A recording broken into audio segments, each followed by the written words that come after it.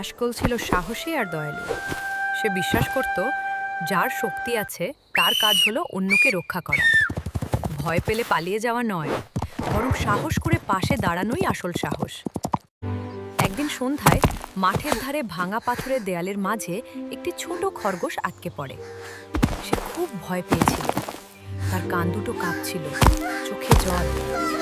হঠাৎ অন্ধকার দিক থেকে একটি বড় নেকড়ে এগিয়ে এলো। খরগোশটি ভয়ে নড়তে পারছিল না। ঠিক তখনই অ্যাশকল সেখানে এসে দাঁড়ালো। সে খরগোশটির সামনে দাঁড়িয়ে বলল, ভয় পেও না, আমি আছি। খরগোশটি কাঁপতে কাঁপতে অ্যাশকল পেছনে লুকিয়ে পড়ল। নেকড়েটি এগিয়ে আসতে চাইলে অ্যাশকল সাহস করে সামনে গেল। সে খুব চটপটে ছিল, কখনো ডানে কখনো বাঁয়ে সরে গিয়ে সে নেকড়েটিকে থামিয়ে দিল। পাথরের সরু জায়গায় নেকড়েটি ঠিক মতো এগোতে পারল না। কিছুক্ষণ পর নেকড়েটি বুঝতে পারল এই সাহসী রক্ষককে হারানো সহজ নয়।